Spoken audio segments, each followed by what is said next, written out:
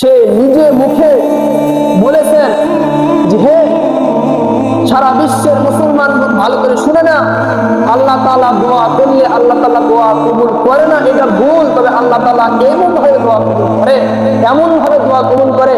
আমি পাকিস্তানের বিশ্ব বিখ্যাত একজন ডক্টর, আমি নিজে চোখে আল্লাহ তাআলার কুদরত দেখে ফেলেছি। মুসলমান, আমি ক্যান্সারের উপরে পিএইচডি করলাম, ক্যান্সারের উপরে অনেক গবেষণা করলাম। যখন আমাদের বিদেশ থেকে পুরস্কৃত করা হবে, তখন তার নিজের মুখের ভাষণ যে আমাকে পুরস্কৃত করা হবে, ভিন্ন দেশে যাইতে হবে। আমি প্লেনের টিকিট করলাম, টিকিট করে প্লেনে উঠলাম, ব্যাস আনন্দিত মুহূর্ত। কি আনন্দ! এতদিন সাধনা, ক্যান্সারের উপরে আমি কত গবেষণা করলাম, কত সাধনা, আজকে সেই ফলাফল পুরস্কার পাবো। কতটা সাধনা, মনের বাসনা আনন্দিত। প্লেনে চলে যাচ্ছে আর মনে কত আনন্দ, আল্লাহ শুকরিয়া আদায় করতেছে, আলহামদুলিল্লাহ। এতদিন সাধনা করলাম, ব্যাস যাইতে যাইতে 1.5-2 ঘন্টা প্লেন চলার পরে পাইলট সাহেব সকলকে এলান করে দিলেন, আপনার সিট বেল্ট সুন্দর করে মজবুত করে বাজায়। তার কারণ যান্ত্রিক কিছু প্রবলেমের কারণে আমার প্লেনটি মনে হয় না গন্তব্যস্থলে পৌঁছতে পারবে। আমরা আশপাশে যে কোনো এয়ারপোর্টে ল্যান্ড করতে পারি। আপনারা দ্রুত অ্যালার্ট হয়ে যান, সাবধান হয়ে যান। সিট বেল্ট বাঁধলাম, কিছুক্ষণের মধ্যে প্লেন ল্যান্ড করলো। এয়ারপোর্টে নামার পরে চিন্তাই করে গেলাম, জীবনের ফার্স্ট পুরস্কার পাবো আমি, দেশান্তরে যাবো। সারাটা জিন্দেগি ভর আমি গবেষণা করলাম ক্যান্সারের উপরে, মনে হয় আমার গন্তব্যস্থলে যাওয়া হলো না। কি করবে বেচারা? ইমার্জেন্সি এয়ারলাইন্সে কল করলেন, ইমার্জেন্সি কোথায় গেলেন? জিজ্ঞাসাবাদ শুরু করলেন যে আমি অমুক জায়গায় যাইতে চাই, ইমার্জেন্সি যাইতে হবে আমাকে, আমি কিভাবে যাবো? এরপরে পরবর্তী প্লেনটি আছে? হ্যাঁ আছে, তবে কখন? 16 ঘন্টা পরে পরবর্তী প্লেন। এর আগে কি হয় না? No, impossible. তবে আপনি একটা কাজ করতে পারেন, ইমার্জেন্সি কোনো যদি কার নেন, বাইক নেন, তাহলে আপনি 3 থেকে 4 ঘন্টায় আপনার গন্তব্যস্থলে পৌঁছতে পারবেন বলেছে। সেই ব্যক্তি লাগেজ নিয়ে খুব দ্রুত একটা হাইস নিলেন এবং বললেন, ড্রাইভার সাহেব ইমার্জেন্সি অমুক জায়গায় যাইতে হবে, আপনার টাকার অভাব নাই, কত টাকা চাই আমি টাকা দিয়ে দিব। তার কারণ আমি যে পুরস্কার পাবো, আল্লাহর রহমতে পুরস্কারটা অনেক দামি, তখন আপনার অভাব নাই, আমি দিয়ে দিব। ড্রাইভার সাহেব দ্রুত গতিতে গাড়ি চালাতে লাগলেন। ডক্টর বললেন আরো দ্রুত গতিতে চালান, তার কারণ সময়ের মধ্যে আমি যদি ওখানে পৌঁছাইতে না পারি তাহলে আমি পুরস্কার পাবো না। যাইতে যাইতে চিন্তা করে দেখেন আল্লাহর কি লীলা খেলা, আল্লাহর কি কুদরত। অনেক বৃষ্টি শুরু হলো, ঝড় শুরু হলো, তুফান শুরু হয়ে গেল। ইন দি মিন টাইম ড্রাইভারকে ডক্টর সাহেব বললেন, ভাই একটু দ্রুত গাড়ি চালা। তখন ড্রাইভার বললেন, আপনি দেখতেছেন ওয়েদারের কি হালত, কি অবস্থা, যে পরিমাণ বৃষ্টি, যে পরিমাণ তুফান, আমি আর সামনে অগ্রসর হতে পারবো আমার মনে মনে হয় না, আমরা সামনে যাইতে পারবো না। তখন ইন দি মিন টাইম এমন সময় ডক্টর সাহেব চিন্তা করলেন, যেখানে আমার জীবনই থাকবে না, যেখানে আমি বাঁচতেই পারবো না, সামনে যাইলে, তাহলে ওই জায়গায় আমার তো পুরস্কার নেওয়ার দরকার নাই। ড্রাইভার সাহেব আপনি কাজ করেন, আশেপাশে যে কোনো বাসা যদি থেকে থাকে, যে কোনো একটা বাসা থেকে আপনি ব্রেক করেন, আপনার বাসায় আশ্রয় নেন।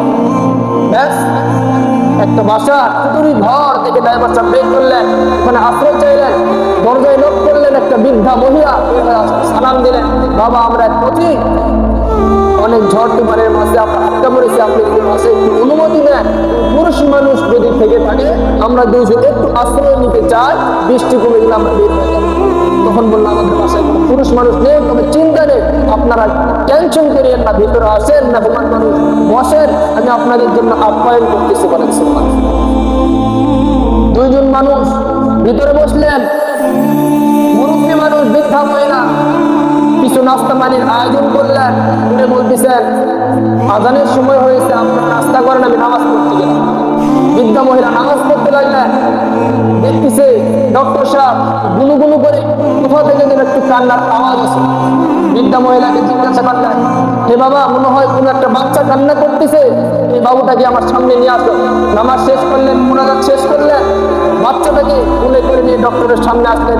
বৃদ্ধা মহিলা তো জানে না হে কে, ডক্টর না কোথা থেকে আসছে। একটা কোথাকার প্রতীক আপনার বাসায় যদি হুট করে চলে আসে, এটাকে হুট করে পরিচয় না জানার আগে বলা যাবে? বলা যাবে? বৃদ্ধা মহিলা বাচ্চাটাকে সামনে নিয়ে আসলো। তখন ডক্টর বললেন যে বাবুর তো অসংখ্য সমস্যা, এই বাবুর চেহারায় নীল হয়ে গেছে, সমস্যা কি, প্রবলেমটা কি? You can share with your problem. তখন বৃদ্ধা মহিলা বলল, বাবা, আমার স্বামী অনেক আগেই মারা গিয়েছে, আমার একটা সন্তান ছিল, পুত্রবধূ ছিল, অ্যাক্সিডেন্টে মারা গিয়েছে, এটা আমার নাতি, এই নাতি আমার সঙ্গে আছে, এর অনেক সমস্যা। আমি এই দেশে অসংখ্য ডক্টর দেখাইছি, কেউ বলতে পারে না, শুধু একটা কথাই বলছে, এর নাকি ক্যান্সার হয়েছে, এই ক্যান্সার এই দেশে ভালো করা সম্ভব নয়। তো আপনাকে কি পরামর্শ দিয়েছে? এই পরামর্শ দিয়েছে আমাকে পাকিস্তান যাইতে বলেছে। পাকিস্তানে নাকি একজন ডক্টর নতুন হয়েছে, সে নাকি ক্যান্সারের উপরে পিএইচডি করেছে এবং গবেষণা করেছে। এই ডক্টর নাকি অনেক বড় ডক্টর, সকলেই আমাকে বলেছে পাকিস্তান যাওয়ার জন্য। ডক্টরের নাম কি আপনাকে বলেছে?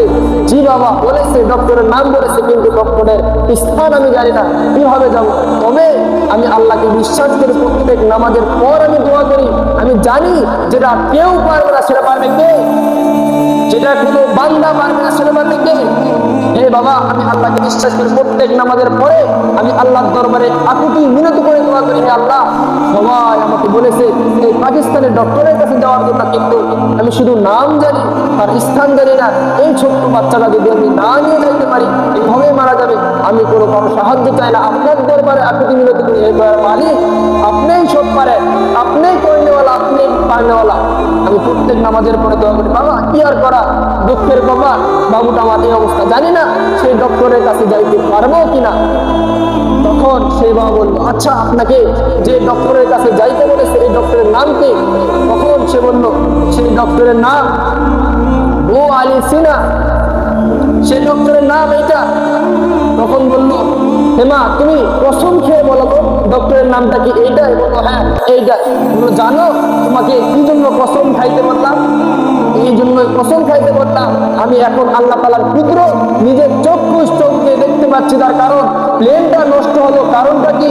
আমি যে হাইস নিয়ে দ্রুতগামীতে যাওয়ার জন্য চেষ্টা করলাম, আমার হাইসে যাইতে পারলাম না, দুর্ঘটনায় বাতাসে ঝড় বৃষ্টিতে আমি আটকা পড়লাম।